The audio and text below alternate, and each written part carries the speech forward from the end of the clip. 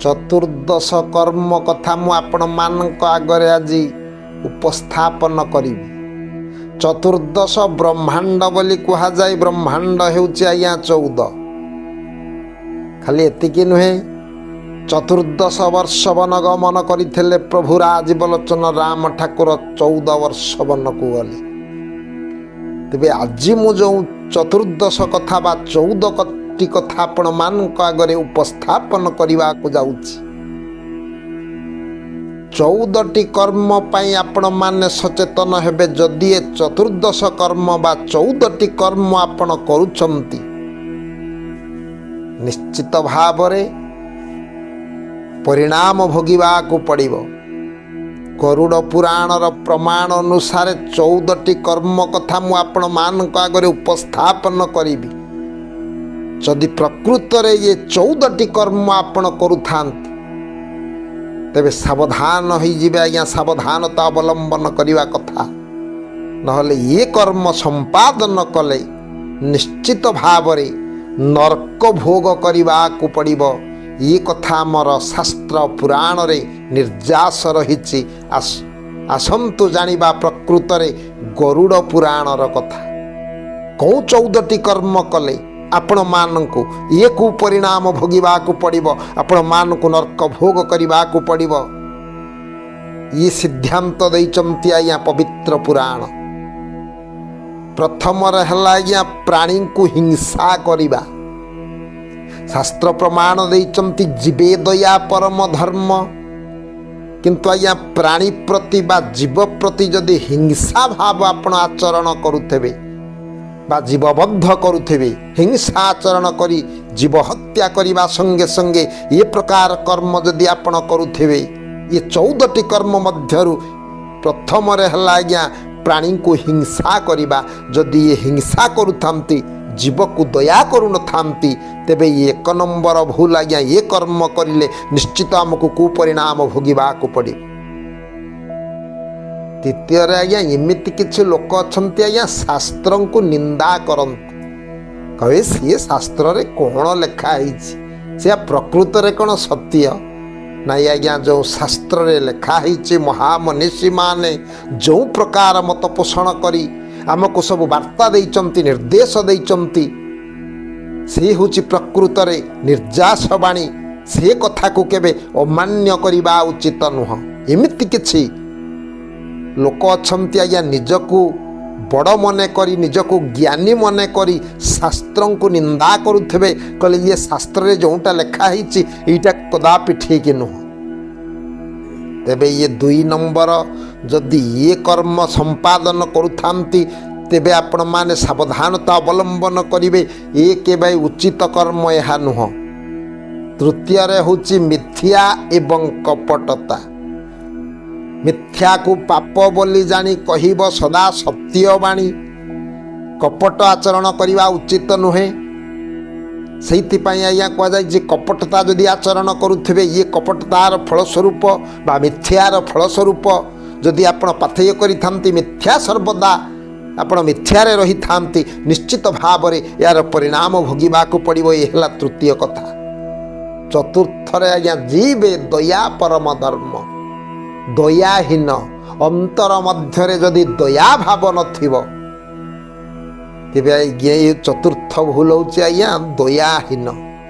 जहांक अंतर मध्यरे प्रकृत रे दया नथिबो, से निश्चित भावरे ये कथा यार परिणाम हमको भोगिबा को पड़िबो। ये आज्ञा पंचम रे हला साधु निंदा। साधु को केबे निंदा करिबा उचित नुह। आपण पुराण पृष्ठा को लटैले मध्य जोठी जोठी साधुंकर निंदा होईची, अपमान होईची, सेठी आज्ञा आसीची विपद घनै आसीची। ये कथा घटिथिला आज्ञा द्वापर जुगरे, जेतेबेले साधु प्रति अवमानना करा जाइथिला। जदुवंश ध्वंसर मुख को गला केवल साधु को अवमानना करिबा द्वारा। तेणु साधु को उपहास करिबा उचित नुह बा निंदा करिबा उचित नुह। से प्रति आपण सचेतन हवा आवश्यक। जदि साधु को आपण निंदा करुथांती, निश्चित भाव रे तार कुपरिणाम आपण को भोगिबा को पड़ी। आउ गोटे कथा हला, जड़े जड़े लोक अच्छा आज्ञा प्रति कथारे कटु वचन प्रयोग करती, जो कटु वचन आज्ञा अन्य को आघात दे थाए। शास्त्र परा निर्जास देइचंती मधुर विनय वचन कही तोषिब जन मन। अमृतमय वाणी द्वारा समस्त को वशीभूत करने कथा, समस्त को आनंद दबा कथा, अमृत मधुर भाषी हवा उचित। तेणु कटु वचन जदि प्रयोग करुथिबे तार कुपरिणाम निश्चित भाग में भोगिबा को पड़िबो। तापरे सातरे होउची आज्ञा गुरुजन को अमान्य करिबा। गुरुजन जी अछंती आज्ञा पूज्यस्पद पितामाता, ता छड़ा जो माने गुरुजन तांकु केबे अमान्य करिबा उचित नुह। ये भूल कले तार परिणाम आमको निश्चित भाव में भोगिबा को पड़िबो। तेणु प्रकृत रे ये जो गुरुजन मानकु जो माने अवमानना करती, से कथा से भूल जदि प्रकृत रे करुथबे तार परिणाम स्वरूप कुपरिणाम भोगिबा को पड़िबो। नरक गति निश्चित आमर हबो। ये शास्त्र अनुमोदन कथा। आउ किछि अछंती आज्ञा सदा सर्वदा समस्त को हेतु कथाटी भल न लगी पारे, तथापि मद्य एवं मांस रे सदा सर्वदा जदि बुड़ी रहुथबे, सदा सर्वदा मद मांस रे जदि बुड़ी रहुथबे, ये प्रकार कर्म कले निश्चित भाव में आमको कुपरिणाम भोगिबा को पड़िबो। ये कथा आज्ञा शास्त्र मध्य निर्देश दैचंती। तापरे होची परधन हरण। इमिति आज्ञा किछि लोकंकर मनोभाव अछि अन्यर धन को हरण करिनेबा, जाबा अन्य को हैरान हरकत करी तांको निकटरू धन लुंठन करिबा, तांको धन को अपहरण करिबा। इमिति आज्ञा किछि लोकंक मन मध्यरे जागृत हुए। ये होछि अन्याय कर्म। ये प्रकार कर्म करुथले निश्चित भाव रे तार कुपरिणाम भोगिबा को पड़िबो। एवं परनारी हरण। शास्त्र प्रमाण दैचंती मातृवत परदारेषु परद्रव्य सुलुष्ट्रवत आत्मवत सर्वभूतेषु जह पश्यन्ति सपंडिता। पर नारी को मातृवत ज्ञान करने कथा बोली शास्त्र आज्ञा निर्देश दैचंती। तेणु एमिति किछि मनस्तात्विक लोक अछंती, एमिति मनोभाव तांक अंतर मध्यरे पोषण होइकि रही थाए।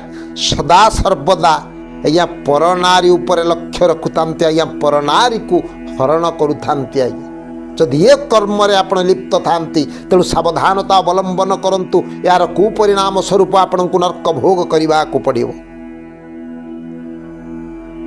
एवं तापरे होची मिथ्यार आश्रय। किछि अछंती अर्थ लोभरे मिथ्या साक्षी आज्ञा प्रदान करंती, एवं सत्य जानिथिले मध्य से सत्य को उपस्थापन न करी मिथ्यार आश्रय नियंती। तेणु जदि मिथ्यार आश्रय नेउथिबे, मिथ्या को पाप बोली जानी कहिब सदा सत्य बाणी, ये व्रत को आज्ञा मन मध्यरे ये कथा को न रखी मिथ्यार जदि आश्रय नेउथिबे, तार कुपरिणाम आपण को भोगिबा को पड़िबो। एवं ईश्वर विश्वास। ईश्वर को सदा सर्वदा अविश्वास करुथबे, भक्ति भाव नथिबो। कहले ना ना प्रकृत रे मंदिर रे केबे ठाकुर नथिबे, दिय देवता नथिबे, देवता प्रति अवमान न कले आमर कौन बा हब, देवता आमर कौन करिवे। ये देवता को जो ईश्वर को अविश्वास करवा, ये होची प्रधान भूल। तेणु ये प्रकार मनोभाव नहीं जदि ये प्रकार कर्म आचरण करुथिबे, सावधानता अवलंबन करिवे, निश्चित भाव में आपण को विपदग्रस्त हवा को पड़िबो, बा आपण को निश्चित कुपरिणाम भोगिबा को पड़िबो। एवं निजको श्रेष्ठ मने करिवा। कथार आज्ञा अपनार दोष थिले पर्वत समान, सुरिस पराए ताकू मणु थाए जन। अपरर दुख देखि सुरिस समान पर्वत पराए ताकू मणु थाए जन। निजर हजारे दोष 100 दोष थिले मध्य निजर भूल को न देखि अन्यर निकटरे जदि गोटिए किछि भूल देखंती, अन्यर भूल को सदा सर्वदा अंगुली उठांती। किंतु प्रकृत रे निजर दोष कथा को से विचार करती नाही, निजको श्रेष्ठ मने करती, महाज्ञानी मने करती। अन्य माने सब अज्ञानी, मो भली ज्ञानी कई संसार रे नाहंती। यही मनोभाव जदि रखि थांती, ये प्रकार अहंकार वशवर्ती जदि हुंती, निश्चित भाव रे कुपरिणाम भोगिबा को पड़िबो। ଶେଷରେ ହେଉଛି ଆଜ୍ଞା ବେଶ୍ୟା ସଙ୍ଗ।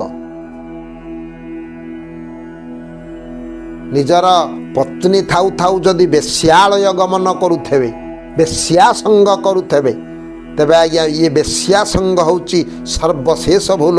ଇଏ 14 ନମ୍ବର ଭୁଲ ହେଉଛି ବେଶ୍ୟା ସଙ୍ଗ। ଏହାଦ୍ୱାରା ନିଶ୍ଚିତ ଭାବରେ ଯେଉଁ କଥା ମୁଁ ଆପଣମାନଙ୍କ ଆଗରେ ଉପସ୍ଥାପନ କଲି, ଇଏ ଗରୁଡ଼ ପୁରାଣର ଜ୍ୱଳନ୍ତ ପ୍ରମାଣ।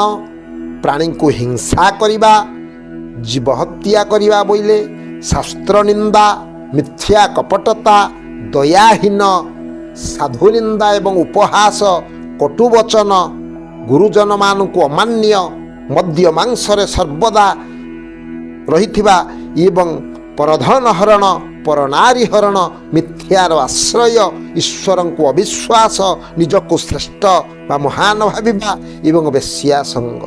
ଏ 14ଟି ଅପକର୍ମ ଯଦି ଆପଣ କରୁଥାନ୍ତି, ସାବଧାନ। ଗରୁଡ଼ ପୁରାଣର ପ୍ରମାଣ ଅନୁସାରେ ନରକର ଦ୍ୱାର ଆପଣଙ୍କ ପାଇଁ ଖୋଲା ହେଇ ରହିଛି। ନିଶ୍ଚିତ ଭାବରେ ଏ କର୍ମର ଫଳସ୍ୱରୂପ ଆପଣଙ୍କୁ ନରକ ଯନ୍ତ୍ରଣା ଭୋଗିବାକୁ ପଡ଼ିବ, ଏଥିରେ ତିଳେ ମାତ୍ର ସନ୍ଦେହ ନାହିଁ। ଇଏ ଆଜ୍ଞା ମହାଜ୍ଞାନୀ ମୁନି ଋଷିମାନଙ୍କ ହେଉଛି ଅନ୍ତିମ ସମୟରେ ମଧ୍ୟ ଆପଣ ସୁଖପ୍ରାପ୍ତ ହେବେ, ପ୍ରଭୁଙ୍କର କରୁଣାର ପାତ୍ର ହେବେ। ସେଇଥିପାଇଁ ଅଚ୍ୟୁତାନନ୍ଦ କହିଛନ୍ତି, ମରଣ କାଳରେ ସ୍ମରଣ ଯେବେ ପଦେ ରହିବ କହଇ ଅଚ୍ୟୁତ, ଏ ଜୀବ ଗୋଟି ମୁକ୍ତି ପାଇବ। ଇଏ କୁସଙ୍ଗ କୁ ଅଭ୍ୟାସକୁ ତ୍ୟାଗ କରି ବିଭୁପଦରେ ପ୍ରଭୁପଦରେ ଯଦି ମନ ପ୍ରାଣକୁ ନିବେଶ କରି ସତ୍ୟ ପଥରେ ପରିଚାଳିତ ହେବା, ସତ୍ୟ ଶାନ୍ତି ଯେ ଦୟା କ୍ଷମା, ଏ ଚାରି ପ୍ରଭୁଙ୍କ ମହିମା, ନିଶ୍ଚିତ ଭାବରେ ପଥ ସୁଗମ ହେବା ସଙ୍ଗେ ସଙ୍ଗେ ଅମୃତମୟ ଫଳ ପ୍ରାପ୍ତ ହେବା, ତିଳେ ମାତ୍ର ଏଥିରେ ସନ୍ଦେହ ନାହିଁ। ସ୍ୱଳ୍ପ ସମୟର କଥାବସ୍ତୁକୁ ମୁଁ ବିଶ୍ରାମ ଦେଉଛି। ପରବର୍ତ୍ତୀ ଅଧ୍ୟାୟରେ ଆଉ ଗୋଟିଏ ସୁନ୍ଦର କଥାବସ୍ତୁ ନେଇ ଆପଣମାନଙ୍କ ଆଗରେ ମୁଁ ଉପସ୍ଥାପନ କରିବି। ସିଏ ସର୍ବେ ଭବନ୍ତୁ ସୁଖୀନ ସର୍ବେ ସନ୍ତୁ ନିରାମୟା ସର୍ବେ ଭଦ୍ରାଣି ପଶ୍ୟନ୍ତୁ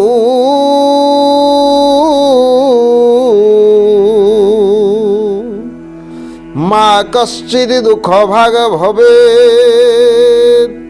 ଓମ୍ ଶାନ୍ତି, ଓମ୍ ଶାନ୍ତି, ଓମ୍ ଶାନ୍ତି।